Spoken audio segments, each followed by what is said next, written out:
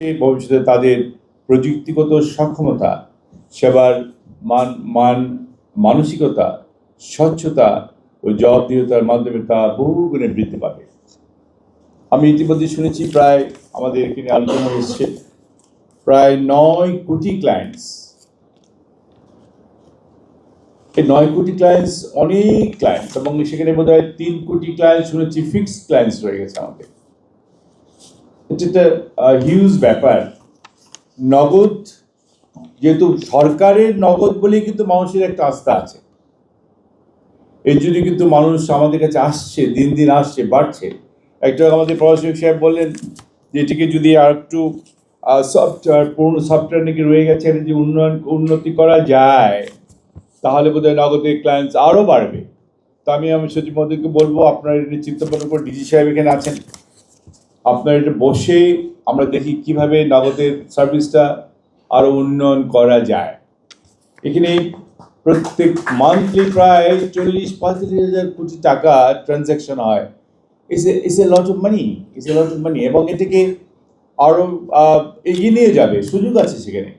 সুতরাং আমাদের কিছু কমিটমেন্ট থাকতে হবে।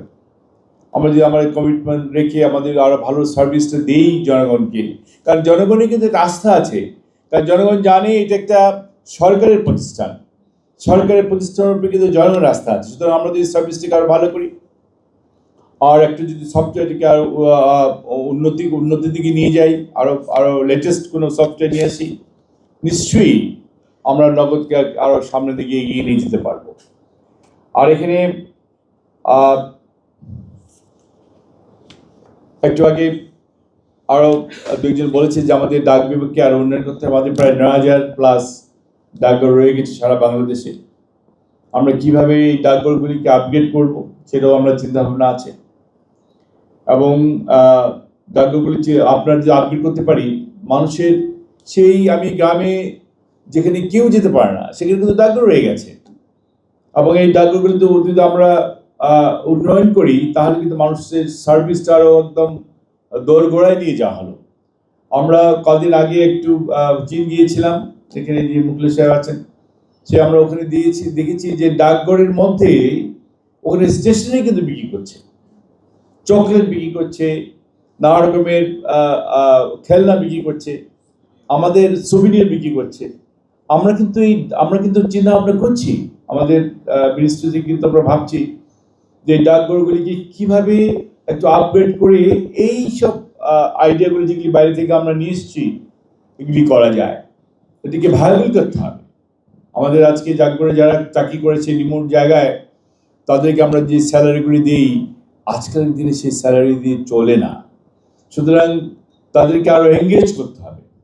এঙ্গেজ করে যদি আমরা ওই ডাকঘরগুলিকে যদি আর একটু অন্যদিকে নিয়ে যাই, তারা সবাই কিন্তু স্বাবলম্বী হবে, এবং আমাদের এই ডাকঘর বিভাগও উন্নয়নের দিকে যাবে। তো আমি আর বেশি কথা বাড়াবো না, আমি শুধু এটি বলতে চাই, আজকে প্রায় 313 কোটি টাকা, ইটস এ বিগ অ্যামাউন্ট, যেখানে আমাদের বস্ত্র বলেন, জুট বলেন, এবং lot of industry losing concern. আমাদের মাননীয় প্রধানমন্ত্রী কিন্তু ওনার একটা নির্দেশ আছে আমাদের প্রতি। কি নির্দেশটা হলো যে আমরা সহজেই বিক্রি করতে চাই না, আমরা যেগুলি বন্ধ হয়ে আছে সেই ইন্ডাস্ট্রিগুলি চালু করতে চাই, আর যেগুলি লুজিং কনসার্ন ওগুলিকে প্রফিটেবল করতে হবে।